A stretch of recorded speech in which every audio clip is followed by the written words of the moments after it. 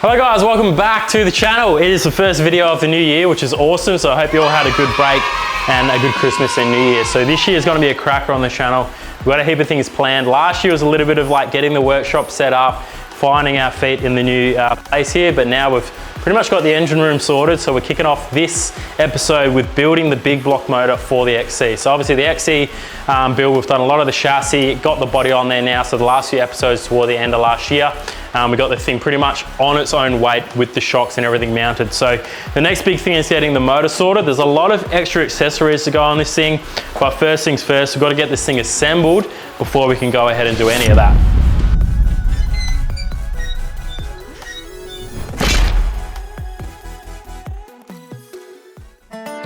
Alrighty, so this obviously is a Chevy 454 big block. It's an old motor. They came out of old trucks, a lot of American things, Chevys, Camaros, whatever. I already have done a video on building a motor before in one of my Saturday episodes on the tech tips episodes where I did a full build on the RB25. We've literally done probably 3 engines now on the channel, so I'll link them down below to get a bit more detail about building the motor, but I'm not going to go into too much depth with this one. I've already set the ring gaps, I've already done the bearing clearances, cleaned the block, cleaned the crank, cleaned everything. The only difference with this engine is it has Welsh plugs, so I've got a couple more of them to go in. It's just a good idea to change them out when you rebuild an engine, because I think it's to do with the machining. When they get made in the cast, they've got to be covered up and sealed up. So I'm going to bang the Welsh plugs in, and then it's dropping the crank in fully lubed up and get the rotating assembly done. And then the only difference, I might try and go ahead and actually degree the cam, because with this setup I've got a new timing chain setup, and with the cam we've got, it's quite a high performance cam. I want it really lumpy and aggressive, and because it's like that, you got to get it pretty accurate when it comes to the timing of everything. So we'll probably do that. That's the only difference that we're going to do with this motor that we haven't done with other ones. Other than that, we'll rip into it and see how we end up.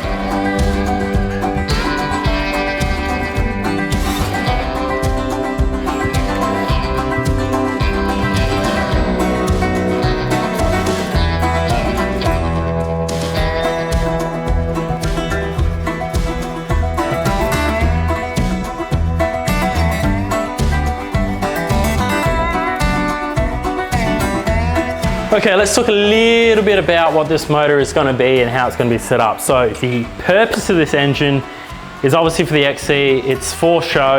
I'll move this up. So the purpose of the engine is for the XC. It's for show. It's to make a racket with the big blowers, the turbos on there. But it's going to be a bit of a bare bones motor. So I started with only a 2-bolt main, so it's not going to be necessarily very strong on the bottom end. If you go a 4-bolt main, it would have been a bit better, but that was hard to find. This is the only thing that sort of came up. And it's never really going to be driven hard under load. It's only going to be revving, making a whole lot of noise, shoot flames, all that kind of stuff. So the 2-bolt mains was going to be fine for this application. What I did do, took the machine shop, the news wasn't great. It had spun a bearing, so the crank had to get ground down, re-linished, and bearings to suit. We ended up boring the block as well. There was a bit of damage there, so I've gone plus 30s on the bore of the block, and then I've gone some flat top pistons just to raise the compression a little bit, to give it a bit more of a thumpy kind of idle.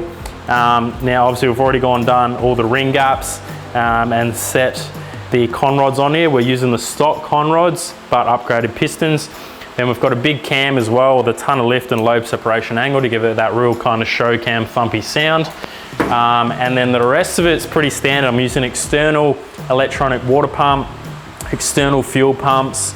So none of the accessories is really going to be on here. We'll be using an alternator, and that's pretty much the only thing going to run off the motor, apart from that blower belt to run the supercharger. So we'll obviously put the fuel pump in, that'll just be stock. But yeah, we've pretty much got the crank in. It's hitting the bloody engine stand, so it can't fully rotate, which is a bit of a pain. But it should be enough just to get the pistons in. And then the biggest thing is the lifter rocker setup on one of these motors. So I might talk a bit more about that later, but there's an issue when it comes to bedding those cams in with the way that the lifters and rockers are set up, and also the other option of changing it to hydraulic rollers is kind of a bit expensive for this application, but we'll get into that. For now, I want to get the pistons in so we can flip the motor on and put the sump on, and then start working on getting the heads on and everything.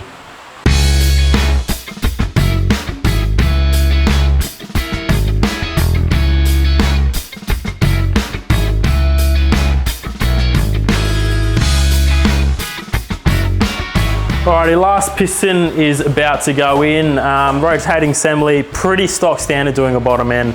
It's when we start looking at doing the cam, things are a little bit different. But whether you're doing like a 6-cylinder, like the RB I built, or you're doing like an LS build, it's all pretty much the same. So smooth sailing so far. I just want to talk about this little, I don't know what you'd call it, little bloody piston clamp. I got it from SP Tools. Now, one thing I've noticed with SP Tools, they do a lot of specialty equipment, and this is a good example of that. Now, you literally cannot build a motor without one of these. It's practically impossible to be able to get the rings inside the block. So if you're looking at rebuilding your engine, reconditioning the rings or anything like that, doing your bearings, make sure you grab one of these. So they have a ton of specialty tools on their website if you want to go and grab them. But last piston's going to go in, and then we're going to spin it around and put the camshaft in. Lube the hell out of that. So this cam is a real lumpy cam, but this is where I wanted to talk about earlier. Hold on, let me go somewhere quieter. Okay, all right, I just put the door down. It's a little bit quieter now. It's kind of weird because the door on the inside, look, it's actually an outside door.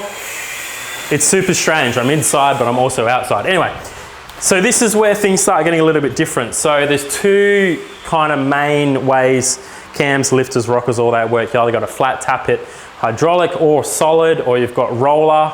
There's a few different types. So what's on this big block is hydraulic lifters, but flat tappet. Now what that means is on the end of this cam lobe, what's spinning and sitting on that doesn't have a roller. It purely relies on the lubrication of the engine and the oil that you're running through it. Now, because of that, it makes it very easy to destroy a cam lobe on startup if not bedded in properly, and also the lifters themselves if they're not correct, perfectly machined inside the block itself, so there's no wiggle room.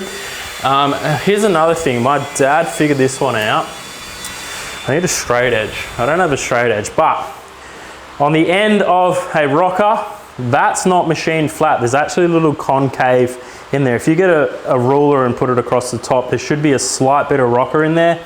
Another thing to look out for is the way the end is machined. If they're machined to the center, not really good. This one's got more of a swirl kind of machine to it, which is really good. Now what that means is when it goes on the cam, as it runs around the lobe, it'll want to force this lifter to actually spin.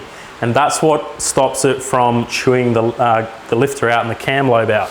If it doesn't spin, it'll sit there, create friction, create heat, and chew the lobe out. So that means when this cam goes in, it needs to be extremely well lubed up, and the starting process has to be done properly. Now you've got to bed the cam in.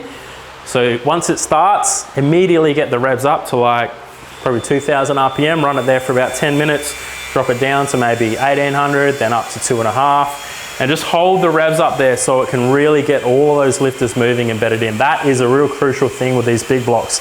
Now the other option to change it to a roller cam, you don't have that problem, is really expensive. You've got to add in buckets, you've got to or add in retainers, obviously change the cam themselves, and it becomes quite an expensive process. So I've just stuck with this for now, but fingers crossed we'll lube this up enough, get all those lifters in really nicely so they move, make sure none of them are binding up, and we should be sweet. So let's get this cam in now.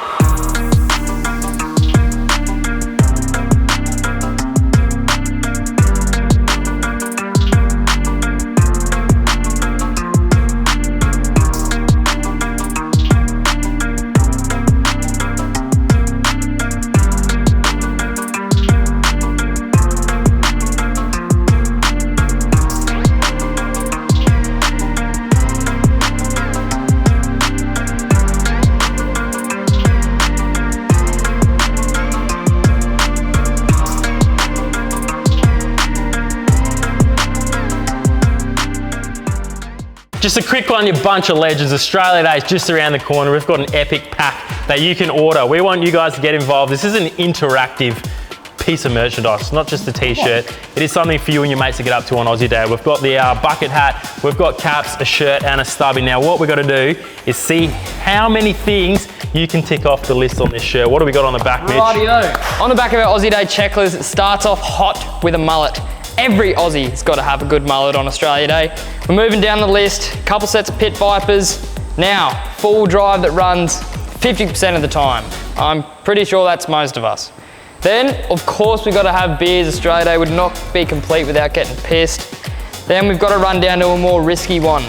Everybody's got to get a Southern Cross tattoo while they're wearing a set of thongs, and you have to rep the dirty mo. Now, after Aussie Day, most likely you're gonna end up having a set of tradie tan lines. Tick that one off straight away. And everybody has a few of them, but nobody likes to admit. Couple questionable mates. Now, we've finished off this checklist with the best one, an early knock Friday. Now, Aussie Day is on a Friday this year, so make sure to tell your boss to get fucked and get up the piss straight away. That's right, Australia Day is on Friday this time, so we want you guys to tag us in your antics on Aussie Day, and we're going to be sharing it. There may be some competitions floating around as well. May the best man win. Happy Aussie Day, mate. The Aussie Day.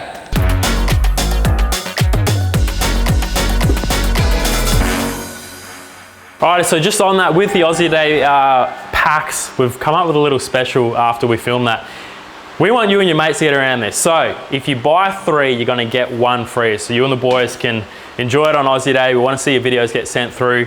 And we're also doing a money back guarantee if you don't receive it by Aussie Day, but your orders need to be in by the 18th. Now, if my maths is correct, you've got 2 days to get those orders in. So definitely get around it. They're on special too. So they're down to 75 bucks for the whole pack at the moment. So if you get the package with your mates, you're literally saving like over $150. So jump on that. And we want to see all your videos on Aussie Day. Action. Rightio, while Sam's doing motor stuff over there, I'm gonna start bracing up the front and rear diff. So we've just got some 75 by 50, and we're just gonna get like a kind of a rough cardboard template. We're gonna brace from realistically there to there. So center to the outside, and we're also gonna run a brace along the back, notch it out for that, just to give the diff a fair bit more strength and make it look nice and beefy, because on a car that size, you need it.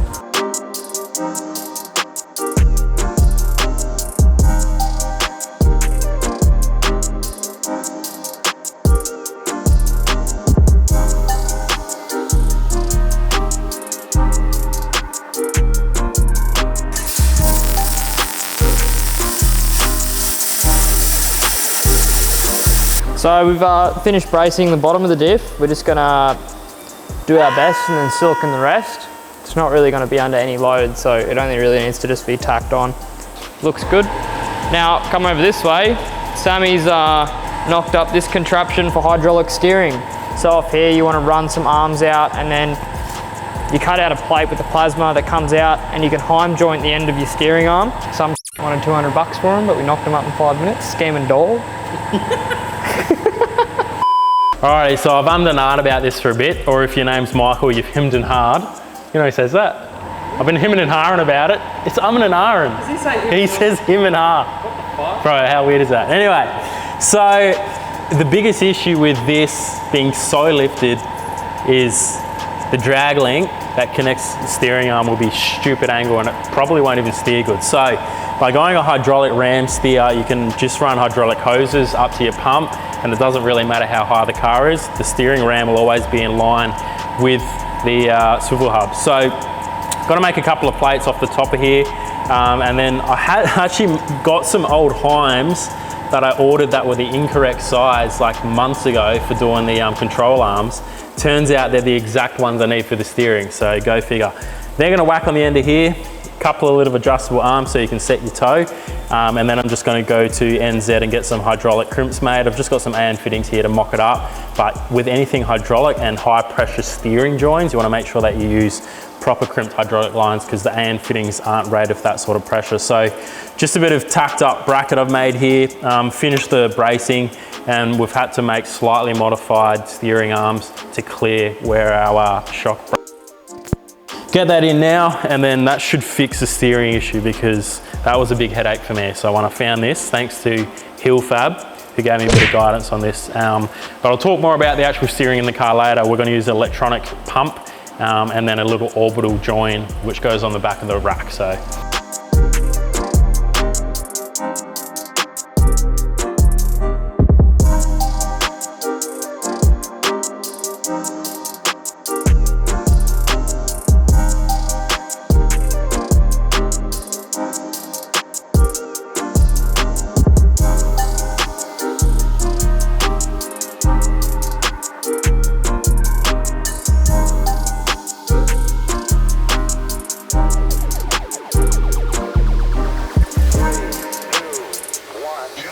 Righto, with those new steering plates put in, we can roll the diff back under the car. So what we're doing now is pretty much set the front at roughly where ride height's gonna be, and we're actually gonna make a panhard. So in the last episode, we made the panhard mount.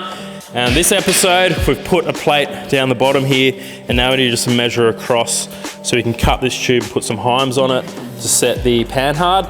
And that pretty much finishes all the links. The rears, we do need to shorten the uppers, but we don't know that until we work out what exact pinion angle we're gonna run. But the fronts we're gonna leave pretty much just square and finish off all the arms there.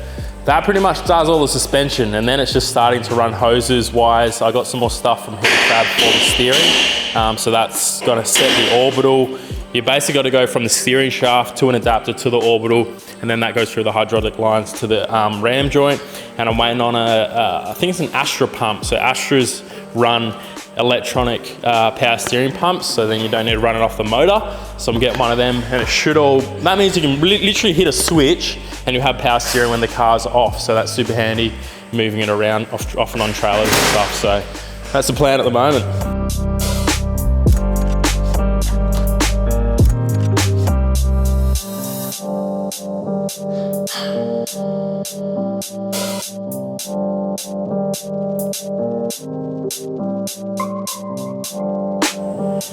Alrighty, so how good is that? The front diff's in, the panhard's in. It actually looks pretty sweet. So, because we're building this for, I think, Class 8 for Fink. A couple of things we've got to make sure. We've got our ADR approved bull bar. I mean, this is factory, so it's ADR. We're going to cut these back on a bit of a chamfer. So, if, like, the main thing's kangaroos out there. So if we hit kangaroos or emus, like, you don't want them to, like, be beheaded. So we're just making sure we're taking care of the environment there. So we'll follow this through. We'll just mocked up the bumper, get that chamfered back, and then all the steerings, obviously we've strengthened it so it can handle the whoops and stuff, so it'll be pretty sweet. We've lightened this as well.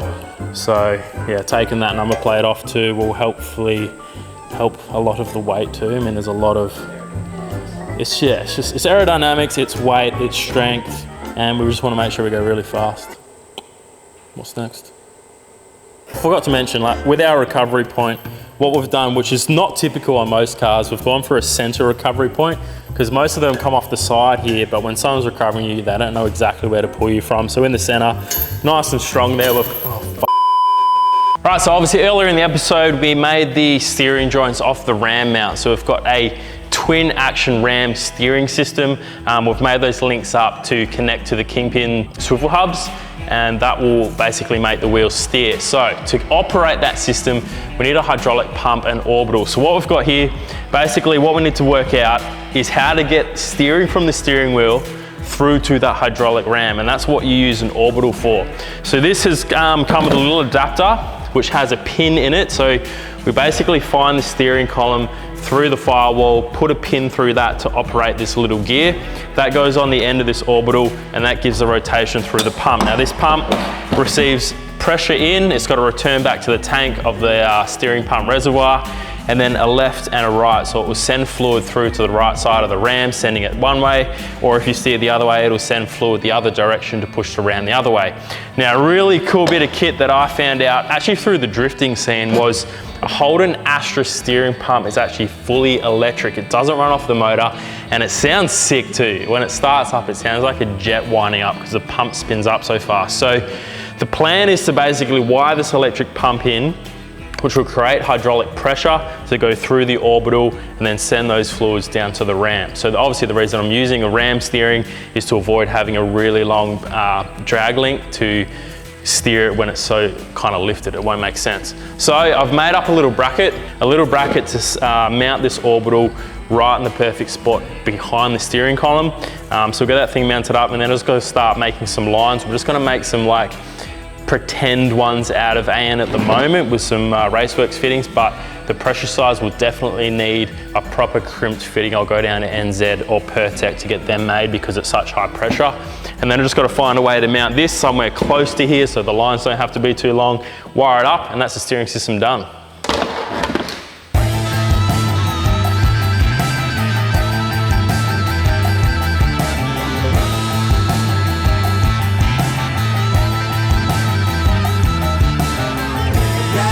Got a hold on me, you can tell by the way I'm talking. I see they got a hold on you, I can tell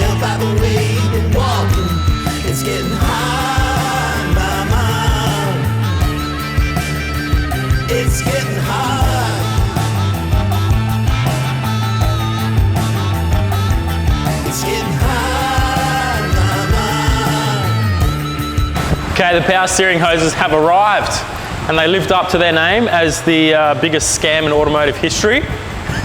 Guess how much? $500 for 2 hoses. Scamming dogs. I can see why like those bloody excavators cost like $1 million. It's all in hydraulic hoses. Anyway, whack these in now. Unfortunately, I'm waiting on one little fitting which adapts from the Astra pump to like a Dash 6 fitting to hook up the pressure side from the pump. I really wanted to get it running today, but we're gonna have to wait till next episode to see the wheels turn. But we'll whack these in and that pretty much mocks up where the lines are gonna go. And then we're just waiting on filling it up with fluid once we get that fitting. Oh, it's getting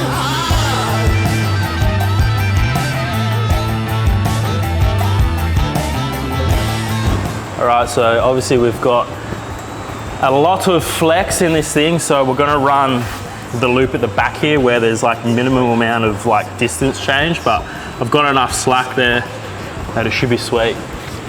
That'll work. You think about voltage drop over the distance? Yeah, look, carry the 1. You'll be right.